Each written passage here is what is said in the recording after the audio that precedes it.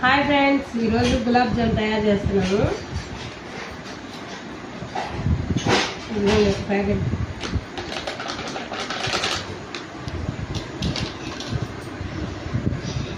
కాచిన వేడి నీళ్ళు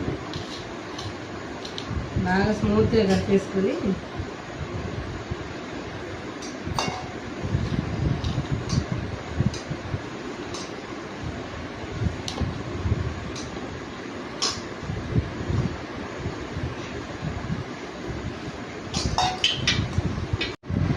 ఇలా స్మూత్గా కలిపేసి ఒక అరగంట నానబెట్టేసుకోవాలి.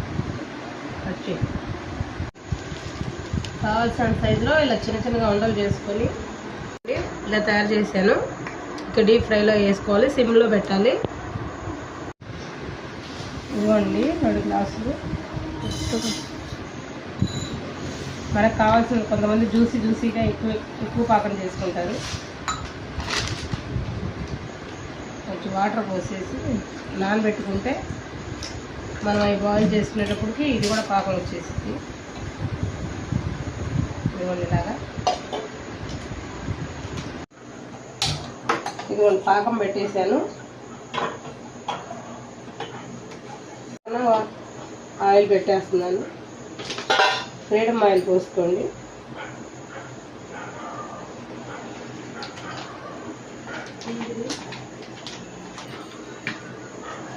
ఆయిల్ వేడయ్యాక ఈ బౌల్స్ వేయాలి. పాకం కొంచెం ఇలా తీగలాగా వస్తే చాలు. అంటుకుంటే సరిపోతుంది. ఇదిగోండి యాలకుల పొడి వేస్తున్నాను. యాలకుల పొడి ఎందుకు వేస్తారు? టేస్ట్ కోసం, స్మెల్ కోసం. ఇదిగోండి ఆయిల్ వేడెక్కింది, సిమ్లో పెట్టేసుకోవాలి.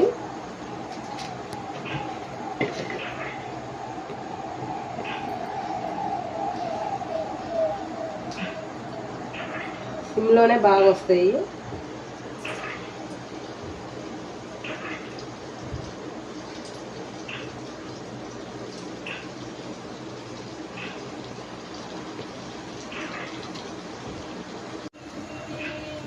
ఇదిగోండి చూడండి, చాలా కలర్ఫుల్గా వచ్చినాయి. ఇక వీటిని తీసేసుకోవడం. ఇదిగోండి చూడండి, దోరగా వేగి తీసుకొని వచ్చా పాకంలో వేసేసుకుంటే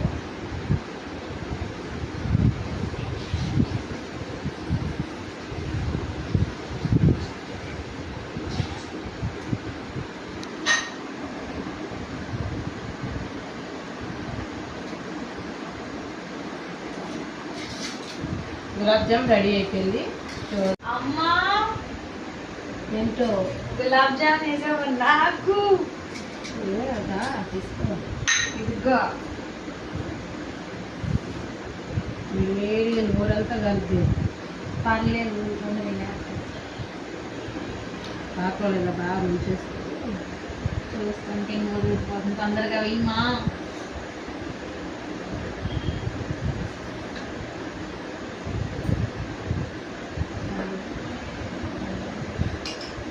గులాబ్ జామ్ రెడీ.